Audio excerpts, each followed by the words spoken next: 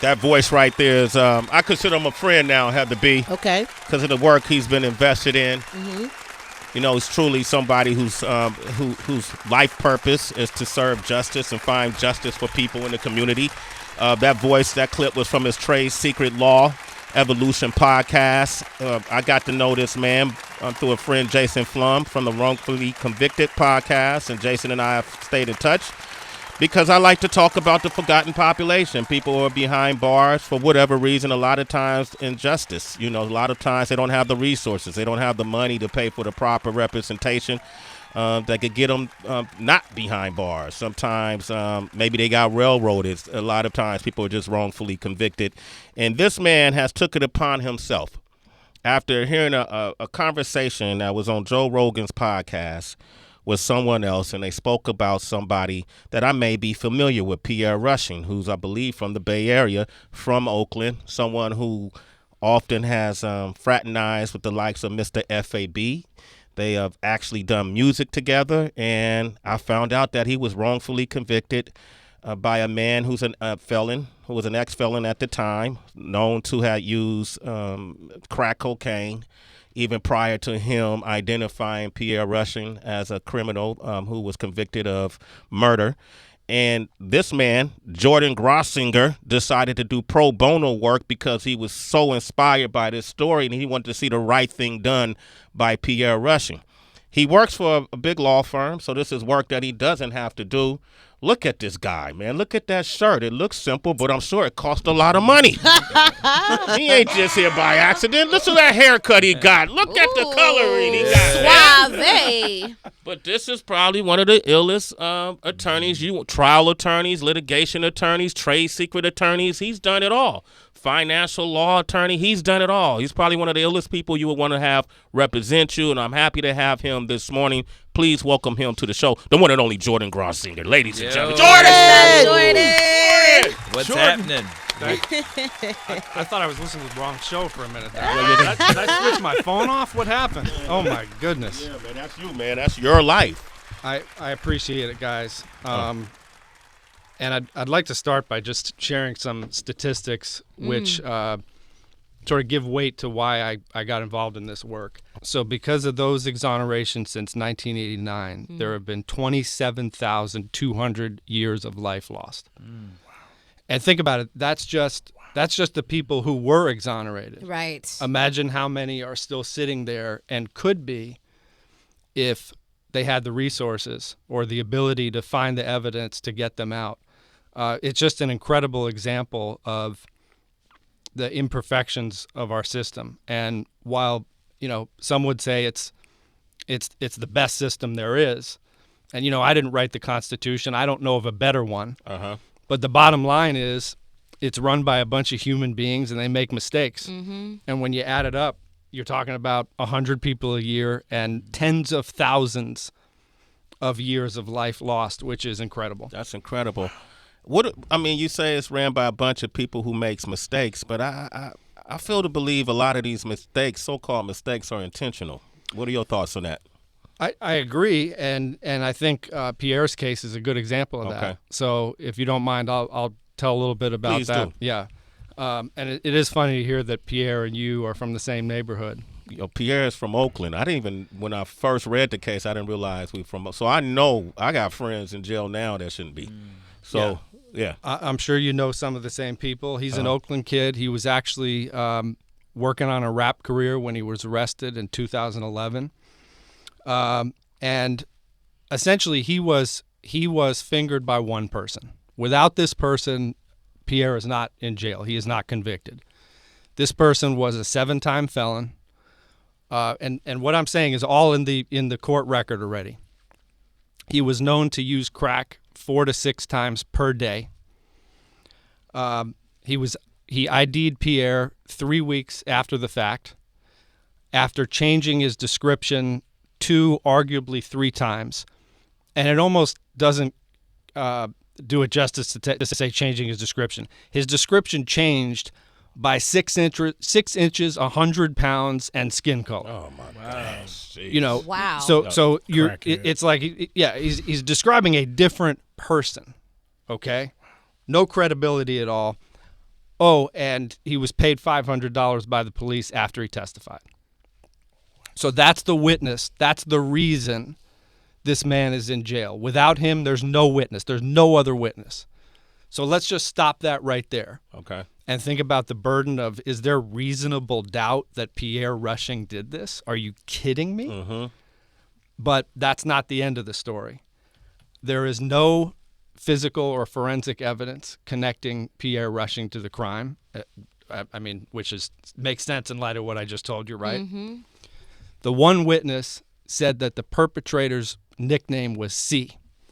That is a letter that is not in Pierre Rushing's name and a nickname he has never gone by.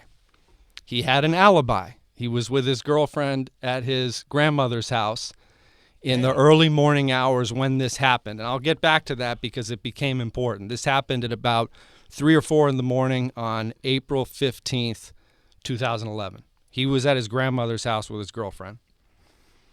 2 witnesses came forward in post-conviction proceedings to testify that Pierre was not C. They were at the scene or close to it right before the crime, and they had the personal knowledge to say, no, this was not C. And despite all that, he's still in jail. And so why? Wow. Yeah. How? Why? Like, why? Like, who was his representation? And with all of this evidence that you come telling us, this isn't, by the way, Jordan's not making this up. This is public information, right? Yeah. Yeah. Okay.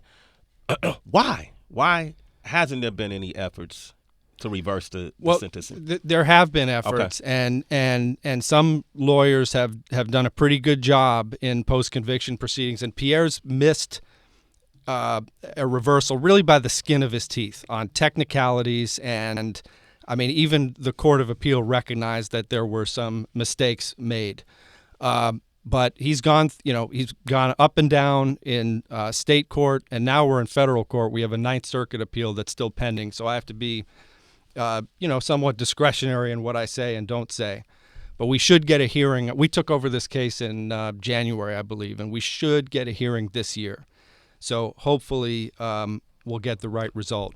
When you say why he was convicted, on top of the one witness, Pierre was allowed to testify at trial. Okay. He didn't have to do that. You've got Fifth Amendment rights, but he was innocent and believed, hey, why not? So he testified, and he got tripped up on this ridiculous issue that I guess, that was like the little feather that tipped the scale for this jury. It still makes no sense to me, but I guess that's what happened. So, as I said, he was at his grandmother's house in the early morning hours of April 15th, which was the day of the crime. But he acknowledged at trial that he had told the police he was at his father's house on April 15th. So that seems to be an inconsistency, right? But the police didn't say, well, what time were you there? So he's thinking daytime, April 15th. But they didn't ask him, where were you at 3 in the morning on April 15th? Right. And that's the reason. That's the reason he didn't say that. And so that inconsistency is going to push you over the edge. It's crazy. And on top of that, the trial court admitted evidence of an uncharged shooting, that Pierre was affiliated with. And generally, without getting into the legal weeds, generally that kind of evidence is not, that kind of propensity evidence is not admissible, because it doesn't mean if you did that, you did the other thing. But it was admitted, Yeah. and the Court of Appeal, and here's just another crazy twist to this case. The Court of Appeal said that it was wrong of the trial court to admit that uncharged evidence, something he was never charged with, and it was, quote, highly prejudicial to do it, and it was legal error. But in the same breath, they said it was not prejudicial enough to reverse because the witness, the crackhead, was credible enough. So, Where is the Logic in that? But that's what happened, and that is one of the issues on appeal.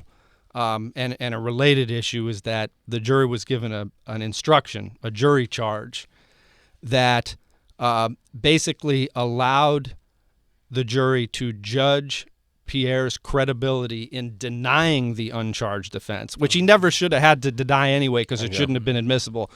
But the jury was allowed to judge his credibility in denying that uncharged offense by what's called a preponderance of the evidence, which is a lower burden for the government. You know, for the government to convict somebody of a crime, you got to prove beyond a reasonable doubt. That's pretty high. Yeah. You can't have even a reasonable doubt that this person did it.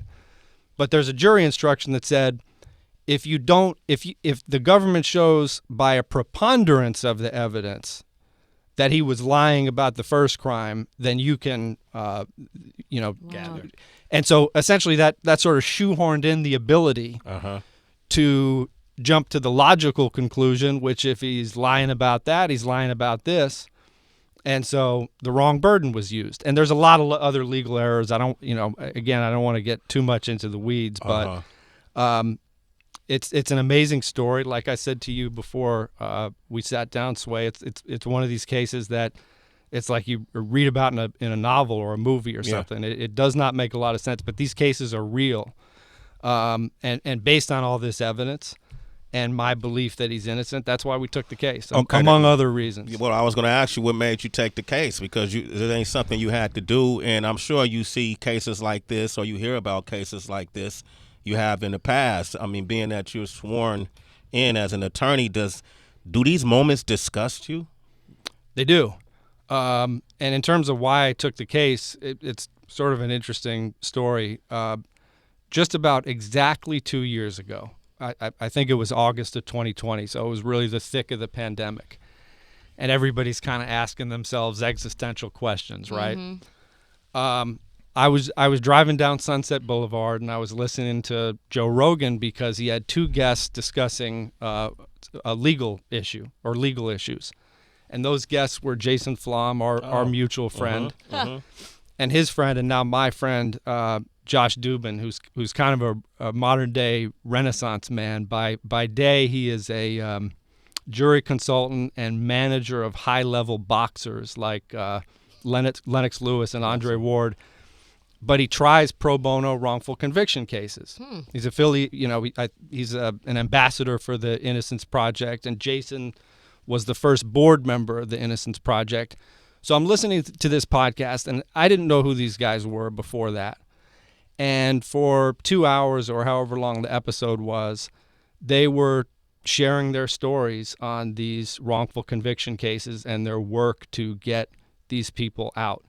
And I was so moved by that that I decided I got to do this. You know, I've got this law license, right? Yeah. And it pays the bills. Okay. And it's great. And my law firm, Greenberg Traurig, is amazing, particularly with respect to its pro bono program and how supportive it is.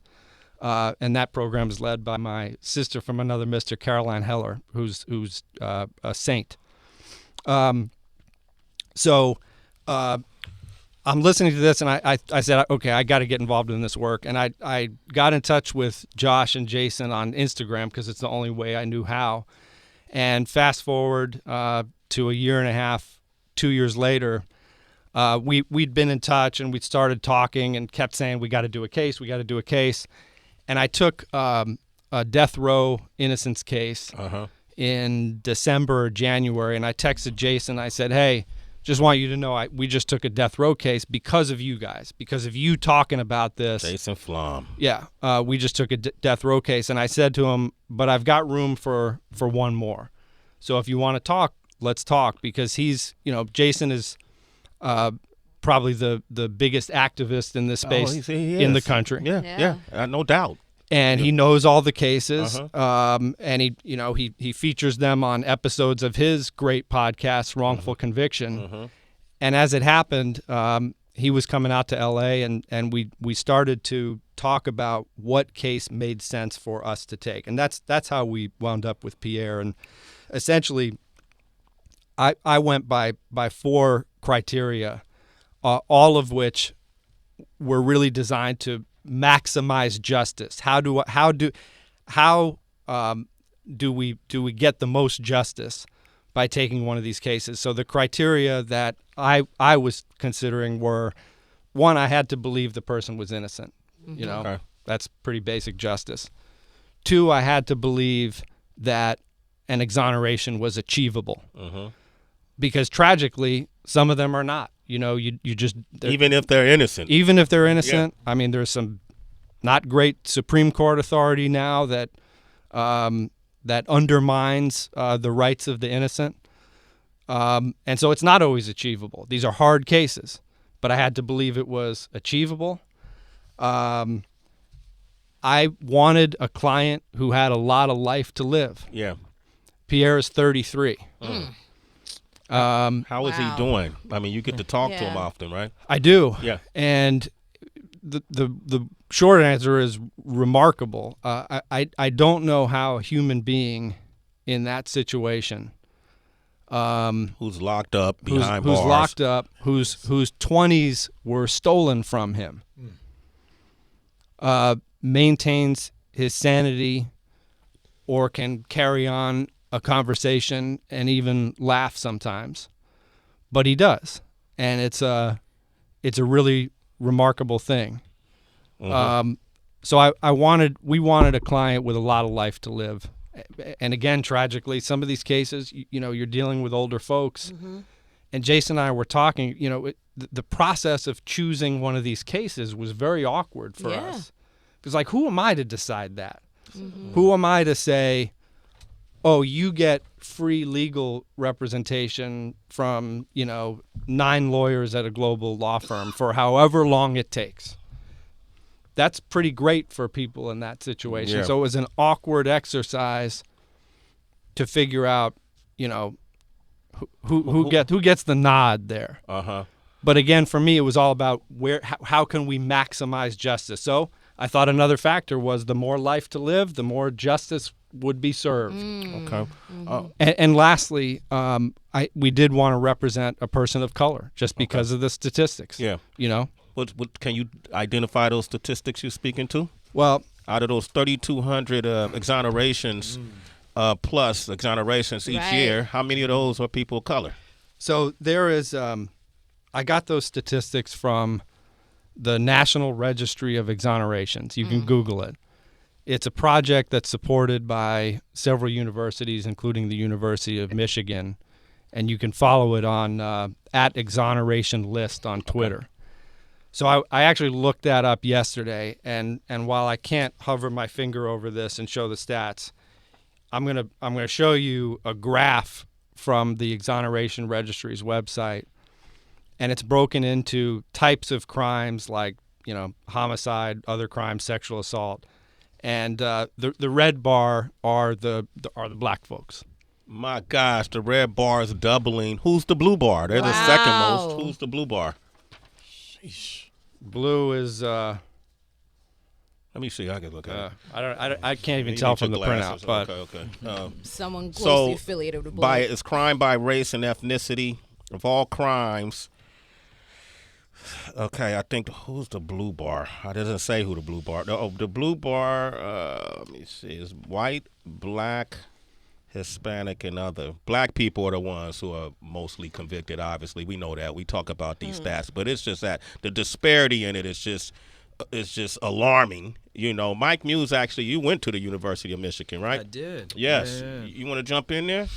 I did. I mean, I had a different set of Conversation, conversation yeah. I would talk with you about, but what just saddened me just now is, and your criteria is your criteria, and it's hard for people in the activist space to boil the ocean, right? Everyone wants to boil the ocean. That's a metaphor, citizens, of like trying to solve it all, right? And you can't solve it all. So you have to bite off what you can, right? And so thank you for that, and thank you for the services. But what sat with me just now is thinking about how many older black Americans are in prison right now who have done their time 20, 30, 40 years in a time when racism was actually a witness, right, metaphorically in the courtroom, right? We're at a time DNA evidence or procedures and research wasn't even allowed or even invented at the time. And even now at a time where there's certain state Supreme Court, certain state legislators, and even certain in the Supreme Court is even looking at eliminating the type of evidence and science that can be allowed for exonerations, particularly for those who are on death row.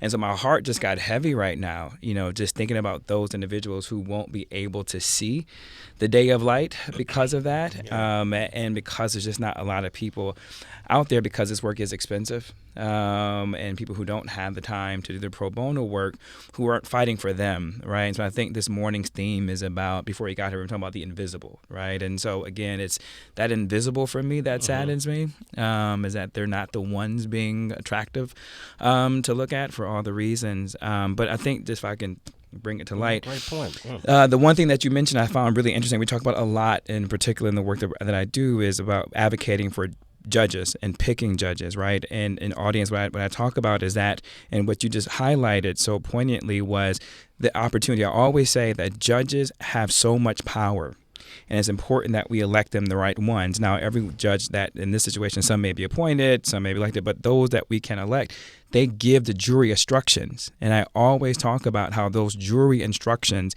can make or break a case, right? And so it's just what you were highlighting too, with that jury instruction. The question I want to get to, and if you can just help illuminate in the audience, is I always talk about the economics of justice, right? And I'm not here to talk about Pierre's original attorney or attorneys or whether they're public defenders, and I do not want to shit on public defenders because a lot of them are doing God's work, right? And so I want to be mindful that I don't criticize public defenders who are doing God's work, but they're so overburdened. And so if certain individuals would have the ability to get a big law firm, the white glove law firms, the Skaddens, the Paul Wises of the world, right? A lot of them wouldn't have to go through what they're doing. What you just laid out, I'm not an attorney, but are easy catches that someone who is a paid counsel and paid counsel well, who has a firm, could have caught all those things, right? Or could have done better witness preparation for Pierre so he didn't get caught up on that time frame. Could have appealed to the judge and jury instructions to strike that from the jury's instructions and went to bat for them. That is where the justice fails. Black Americans is the economics of it. A lot of Black Americans, we talked this morning, Sway, about the economic wealth gap, the inequality wealth gap. Because that wealth gap exists, justice will always be hard to be served for Black Americans, right? And those of lower income status because of that. So if you could talk to our citizens about the economics of justice, right? And how not only is race at play, but economics is at play, right? And why that red bar that you highlighted is so high. So if you can talk to us about the economics of justice and the disparity gap of what causes so many to enter into the prison system. Well, it's a huge problem. And by the way, your point about the older Black wrongfully convicted defendants, it hits very hard, right? And it's to my point, like how do you pick which case to handle if you can only do 2 of these for free at a time, So it's tough. Economics, it's a huge problem for the reasons you said, and it's tragic that at the trial court level, if people like Pierre had more resources, if we could rewind and go back to 2011 and I could take his case pro bono back then from the beginning, I would like to think it would go very differently. But for whatever reason, that's what happened. He was allowed to testify, and then he gets tripped up, wrongfully convicted, and then he's stuck in an appellate court or a series of appellate courts where essentially, it's not as easy to show. You can't just show reasonable doubt anymore. Yeah. I mean, I think just today we've discussed a lot of things that show reasonable doubt in droves. Well, that doesn't cut it in the appellate court, and so because of that lack of resources, so many times people are missing opportunities to show reasonable doubt. And by the time they get proper representation, and by the way, I just want to say, I'm not naming names, but Pierre did have good representation in post-conviction. Okay. Very good work was done, and I'm in part standing on his shoulders. So it's not all the lawyer's fault, but Not in post-conviction. I'm talking about the trial, the initial one, not the post-conviction trial. Right. So, he missed the opportunity because of a lack of resources to establish reasonable doubt. Now he's caught in an appellate system where the standard is a lot tougher. Basically now, because we're in federal court, we've already been, or Pierre has been, like I said, we only took over in January, but he was on appeal in state court as well. That got affirmed, even though the appellate court said that uncharged shooting was highly prejudicial, but not enough somehow. So now we're in federal court, and essentially our appellate standard is governed by a law called the Anti-Terrorism and Effective Death Penalty Act of 1996, which was a statute that was enacted in a very highly charged environment right after the Oklahoma City bombing. Essentially, it raises a challenging bar that in a lot of cases just won't be as easy as showing reasonable doubt. And that's what we're doing now. We think we can do it, but if you don't have the right resources, to your point about the economics of justice, if you don't have the right resources at the trial court level, and so many of people in Pierre's position don't, I mean, I don't know the statistics, but it's got to be the vast, vast majority. You're missing probably the best opportunity to just show reasonable doubt.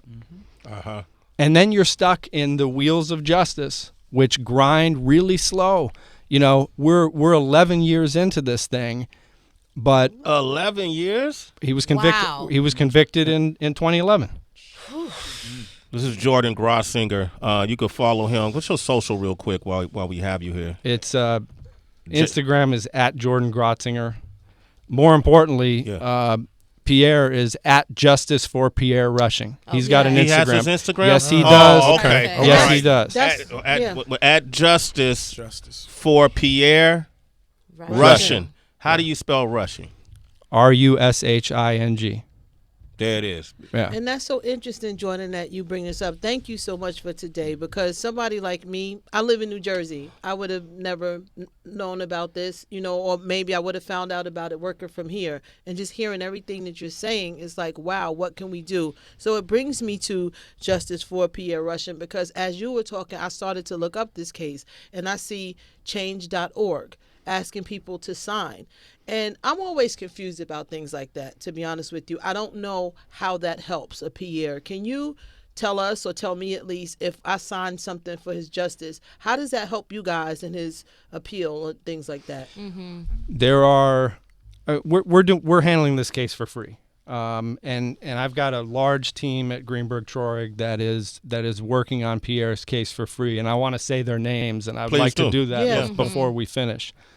So we don't charge anything, but there are opportunities in cases like this where you might have to hire people that do charge money. For example, in a post-conviction criminal case like this, often you will want a good private investigator to find witnesses, to find new evidence, because new evidence is how you get back into state court. Okay. Oh, okay. And so, in this case, Pierre's got, we've got an investigator. He's not free. And, we cover what we cover, but it's resources like that that can be paid for by fundraising efforts like that. Okay. So, Jordan, what I want to do, because we only got like 10 minutes left. Yeah. We'll let Tracy ask a question and maybe take one or two callers. Mm-hmm. Sure. Okay, you cool with that? I am. All right, Tracy? Yeah, absolutely. I appreciate you so much, Jordan. Thank you.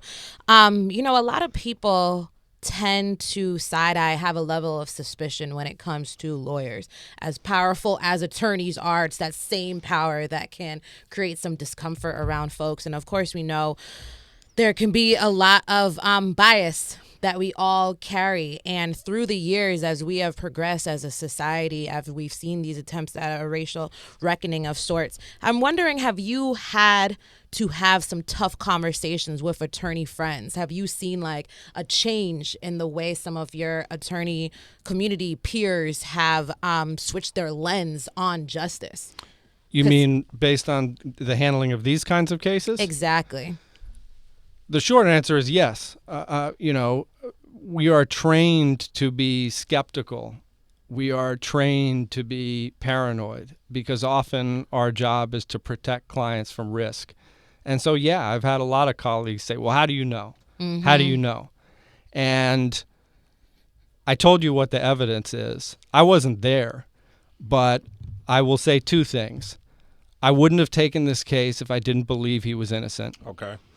And even though I wasn't there, based on what I've told everyone about this case, I am 100% sure, 100, that this conviction shouldn't have happened. You feel like you close to getting it reversed? I feel like I'm gonna get it reversed. Okay. I hate to use words like close, Close, because because the way this process works, and I know you got to wrap up, and I want to say my colleagues' names. The way this process works, and as I've told Pierre, it's progress, setback, and we're not done till we're done. And I don't know when that's going to be, but the promise we made him, and we will keep this promise, is that we will not stop.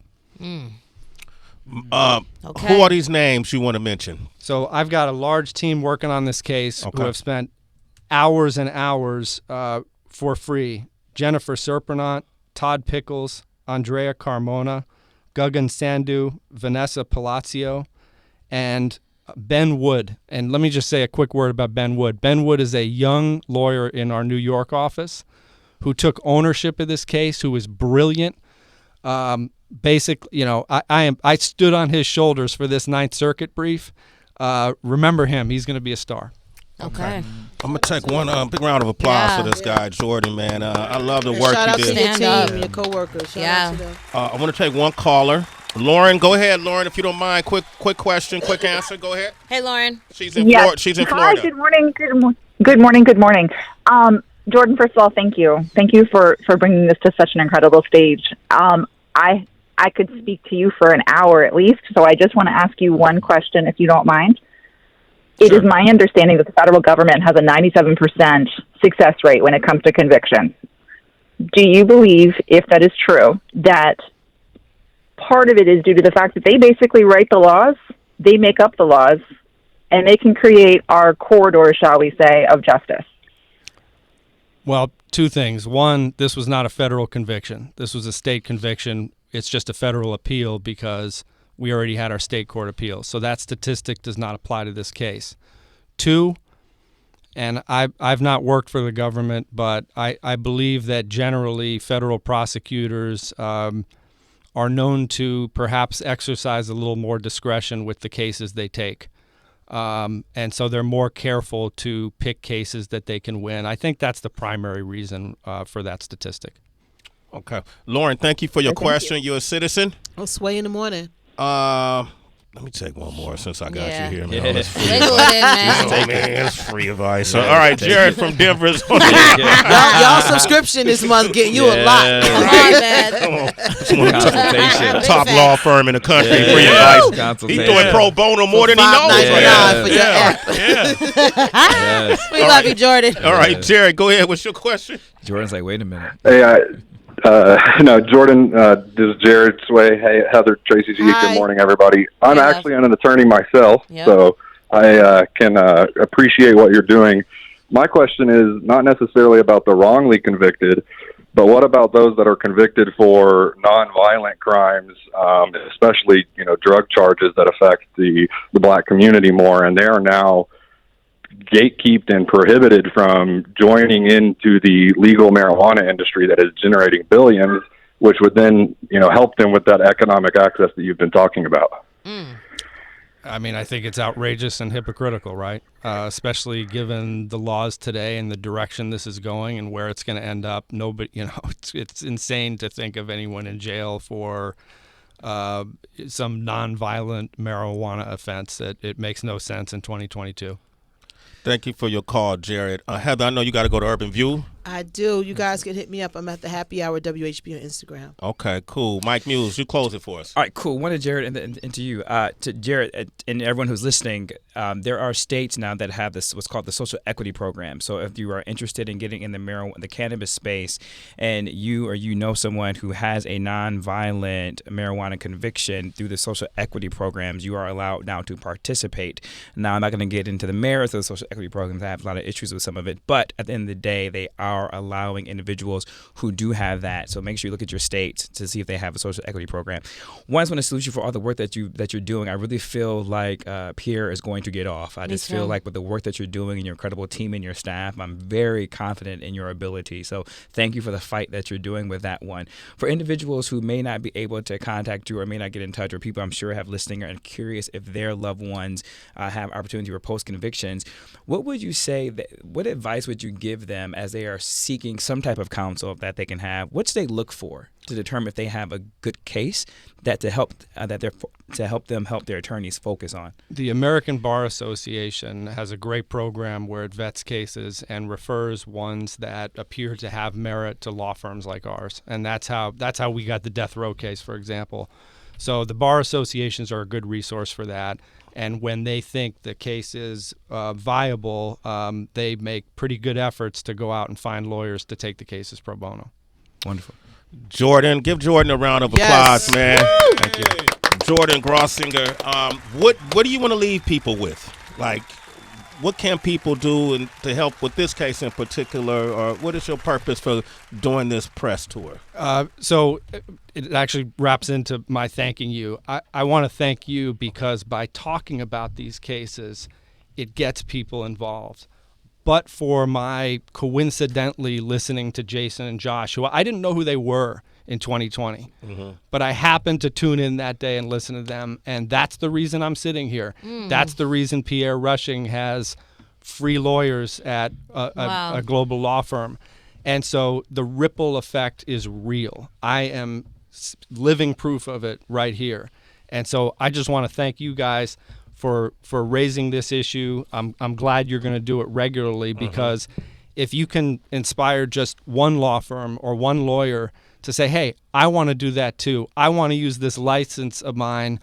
Yeah, it pays the bills, but maybe I can use it to maximize justice. And somebody signs up, and all of a sudden one of these people has free representation, hopefully until they're out. So the talking matters. Talk about it. And please follow Pierre on Instagram. Say the Instagram one more time. At Justice for Pierre Rushing. At Justice for Pierre Rushing. And give out yours one more time, if you don't mind. At Jordan Grotzinger. Okay, that's Grotzinger, right? Jordan, excellent job. Come back anytime. I appreciate it. We would love to hear the follow-up down the line. Once Pierre is free, bring him on the show with you. I promise. You promise? I promise. Jordan, great job, man. Thank you. Yes. Absolutely, man. We want to thank DJ Malski for coming by today as well. Hey, man, appreciate you having me, man. I can't wait to come back and have some fun. Anytime. Tell Stevie Wonder, hey, Jordan, he works for Stevie Wonder's tour DJ.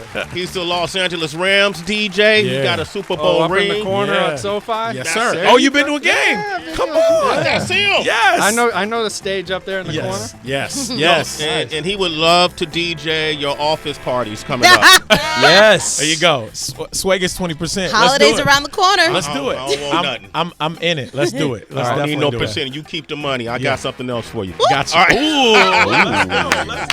Keep Jordan, you in thank you for rotation. coming through. Absolutely. Tracy G, how can they reach you? Citizens, Twitter, Instagram, always at It's Tracy, GITSTRACYG. Thank you so much, Jordan. Yo, hit me up at I am Mike Muse, MUS and Sam E on Twitter and Instagram. Can't wait to be in touch. All right, we want to thank DB. He's at It's Really DB. Yes. We want to thank John as well. John, our engineer today, is at John Z. Matthews. Okay, Rich Nice is here. That's the A&R role. Rich. We got Ty from PVA Studios. Where you want him to follow you, Ty? I am Ty Davis. IAMTYDABIS. All right, and shout out to Kelly Kincaid at Kelly Kincaid. Tuned Yep. in. Yeah, Kelly. All right, and Jason Flom, man, we did it. We're going to continue to do it, and we're going to make it bigger and greater as we do. And we're going to bring this outside soon. We're going to be outside having people like Jordan and others on a panel discussion, and people can meet you in person. So One more shout out, Jimmy Dennis. Jimmy Dennis. Jimmy Dennis. Yes. Yes. Jimmy Dennis, our guy. Yeah, our guy. Yes. 25 and a half years on death row. He came by the show. Facts. Yes. Wow. Jimmy Dennis, incredible. Go to Sway's Universe, our YouTube channel. Look for the interview with Jimmy Dennis. On that note, we're going to have to cut out. But we'll be back tomorrow, L.A. Yes. We'll be back tomorrow. LA. Early. I heard Scottie Pippen might be coming by. We'll be Yeah. back tomorrow. What? I don't know if it's tomorrow. But This week. we got the group Gumbo coming by tomorrow. Let's do it. And some other surprise guests that we're working on. So until then, y'all stay on the right side of positivity, and we have nothing left to say.